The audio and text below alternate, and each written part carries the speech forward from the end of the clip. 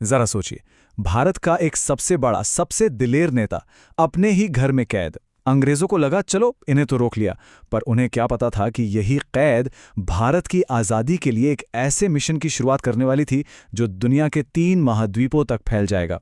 जी हाँ, ये कहानी है सुभाष चंद्र बोस के उस महान पलायन की। ये जो शब्द है ना, ये सिर्फ कोई कहावत नहीं है, ये हकीकत थी। एक ऐसा इंसान जिसे ब्रिटिश साम्राज्य ने सोचा कि 4 दीवारों में बंद कर दिया है, वही इंसान मौत को चकमा देकर, पूरी की पूरी ब्रिटिश इंटेलिजेंस को धूल चटाकर आज़ादी की इस लड़ाई को पूरी दुनिया में ले जाने वाला था। तो चलिए चलते हैं साल 1940 में, जगह कलकत्ता। नेताजी सुभाष चंद्र बोस का घर, जो अब एक जेल बन चुका था। ब्रिटिश पुलिस का 24 घंटे 7 दिन का कड़ा पहरा, बाहरी दुनिया से कोई संपर्क नहीं, मतलब पूरी तरह से काट दिया गया था उन्हें। लेकिन अंग्रेज एक चीज भूल गए। उन्होंने नेताजी के शरीर को तो कैद कर लिया था, पर उनके दिमाग को, उनकी योजना को कैद नहीं कर पाए। और इसी कैद में नेताजी एक बहुत बड़े फैसले पर पहुंचे। उन्हें यह साफ हो गया था कि भारत के अंदर रहकर अहिंसक आंदोलन से अब बात नहीं बनने वाली। असली चोट तो ब्रिटिश साम्राज्य की जड़ों पर करनी होगी, और वो भी बाहर से, दुश्मन के दुश्मन को अपना दोस्त बनाकर। सुनने में तो ये प्लान बहुत अच्छा लगता है, पर सवाल ये था कि ये होगा कैसे। चुनौती लगभग नामुमकिन थी। सोचिए, नेताजी का चेहरा तो पूरा भारत पहचानता था।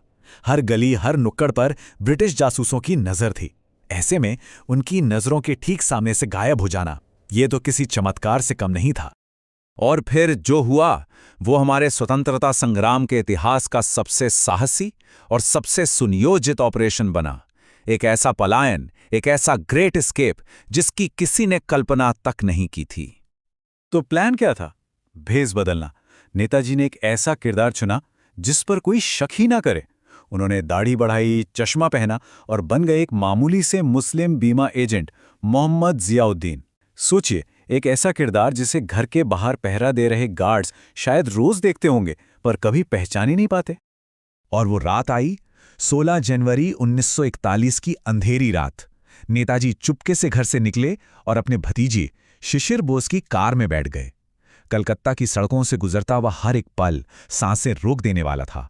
जरा सी चूक, एक गलत मोड़, एक पुलिस का नाका, और ये पूरा मिशन वहीं खत्म हो सकता था। कई मुश्किलों को पार करके आखिरकार मार्च 1941 में नेताजी बर्लिन पहुंचे। और यहां पहुंचते ही उन्होंने एक पल भी बर्बाद नहीं किया। उन्होंने भारत की आज़ादी के लिए एक बिल्कुल नया मोर्चा खोल दिया, कूटनीतिक भी और सैन्य भी। तो बर्लिन में उन्होंने किया क्या? सबसे पहले तो उन्होंने फ्री इंडिया सेंटर बनाया, जो एक तरह से विदेश में भारत की पहली एम्बेसी थी। फिर उन्होंने भारतीय युद्धबंदियों को इकट्ठा करके इंडियन लीजन की नींव रखी। ये भारत की अपनी सेना का पहला रूप था। और इतना ही नहीं, आज़ाद हिंद रेडियो के जरिए उनकी आवाज़ सीधे हिंदुस्तानियों के दिलों तक पहुंचने लगी, अंग्रेज़ों के हर झूठ और प्रोपेगेंडा को चुनौती देते हुए। लेकिन कहानी अभी खत्म नहीं हुई थी। अब शुरू होने वाला था उनकी यात्रा का सबसे खतरनाक पड़ाव, एक ऐसी जानलेवा पनडुब्बी यात्रा जो जर्मनी से जापान तक जानी थी। और ये कुछ ऐसा था जो इससे पहले किसी ने नहीं किया था। ये कोई मामूली समुद्री सफर नहीं था।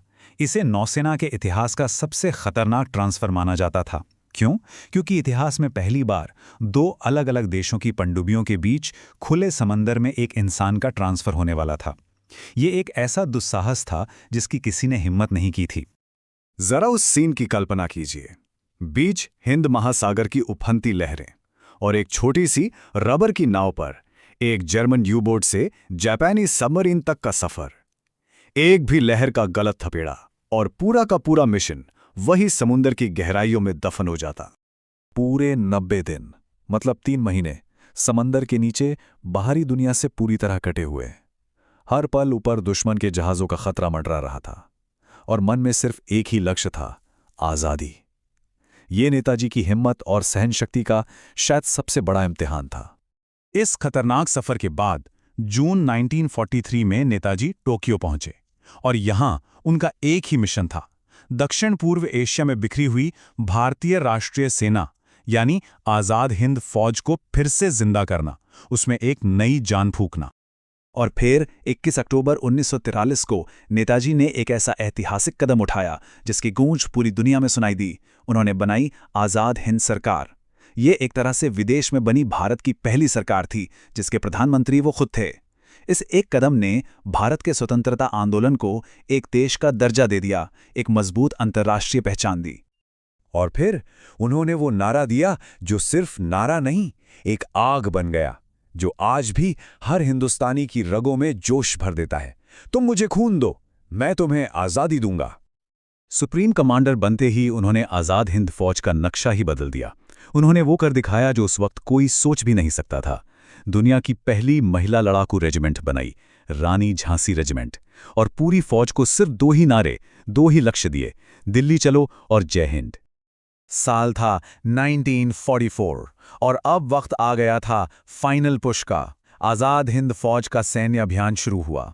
जापानी सेना के साथ मिलकर उन्होंने बर्मा के रास्ते भारत की जमीन पर कदम रखने के लिए युद्ध छेड़ दिया। भारत की सीमा पर इम्फाल और कोहिमा के घने जानलेवा जंगलों में इतिहास का एक सबसे भयंकर युद्ध लड़ा गया। ये लड़ाई सिर्फ दुश्मन की गोलियों से नहीं थी। एक तरफ थी मानसून की लगातार बारिश, दूसरी तरफ बीमारियां और भुखमरी। इन सब के बावजूद आज़ाद हिंद फौज के सैनिक बहादुरी की एक नई मिसाल कायम कर रहे थे। हालत ये थी कि सप्लाई लाइन्स टूट चुकी थीं। सैनिकों को भूखे पेट लड़ना पड़ रहा था, लेकिन उनका हौसला नहीं टूटा। क्यों? क्योंकि उनकी आंखों में सिर्फ एक सपना था, एक ही मंजिल थी, दिल्ली का लाल किला और उस पर आज़ाद भारत का तिरंगा।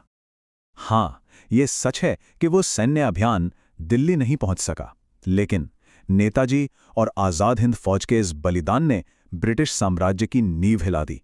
उन्होंने अंग्रेज़ों को यह साफ साफ दिखा दिया कि अब भारत को गुलाम बनाए रखना नामुमकिन है। इसीलिए उनका संघर्ष इतिहास में अमर हो गया। और ये हमें एक बहुत बड़े सवाल के साथ छोड़ जाता है कि विरासत क्या सिर्फ जीत से बनती है या उस हिम्मत से भी जो हार मानने से इनकार कर दे।